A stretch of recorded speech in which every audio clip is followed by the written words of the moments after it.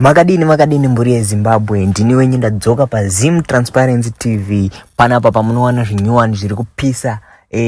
Nhasi zuva ramanga ramakamirira ndiro rinori. Rasvika zuva ramanga makamirira 31 March.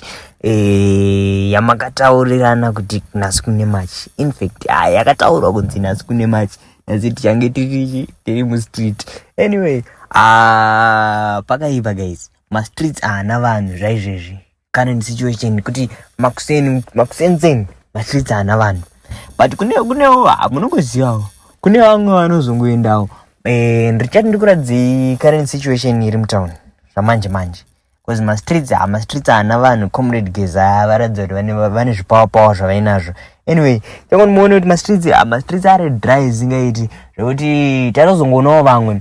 Kune vamwe vanozosapotawo President Idi. Ndakuti mundu kunzwisewo zvavari kutaura varimo mumastreets macho. Hanzi mawindi for ED guys. Mawindi ari kuita mari here ari kuti mawindi for ED. Anyway, tisataura zvakawanda changoti muri nzvire mega zviri kutaurwa nemawindi arimo mumastreets. Achitaura kuti aiwa isusu tauya kuzosapota president wedu.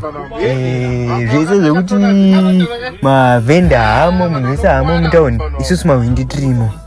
But chiri kunetsa ndekuti mawindi maybe vari kuuya kuzosapota, but in what way? Because this protest yange iri yekuti vanhu vapinde mutauni, vanhu vari against ED, but windi azoti ini ndauya kuzosapota. Do you support your president uchipinda mutauni muri kuitwa protest? Because iyi inogona kunge yatoo fight. Because atotaura kuti hanzi I'm here to defend my president. How are you going to defend vanhu vasiri kurwa newe? Ameno iprotest iri kana kuti yatohondo. Ndizondoda kuti muone mega windi achitaura kuti aiwa inini I'm here to defend my president.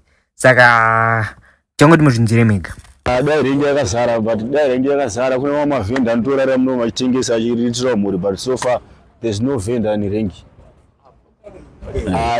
In the town, I'm ready to defend my president. Anoda kuti rarambe pana 40. That's why tauyawo kuti takamira president wedu isima windi pana 40. Namo zvakanchacha izvozvi, now I'm ready to defend my president because ndowana kuti ndirarambe pano muno murengi.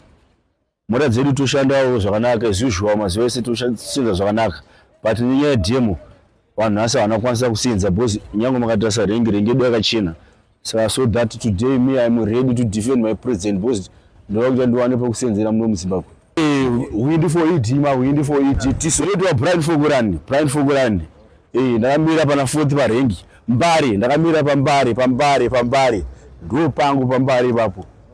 Pambare.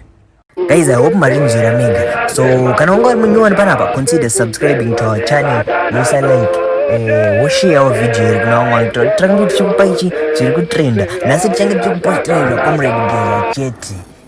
Zema protest chete. Ndo zvatinenge tichiposta zvakanaka. Saka consider subscribing.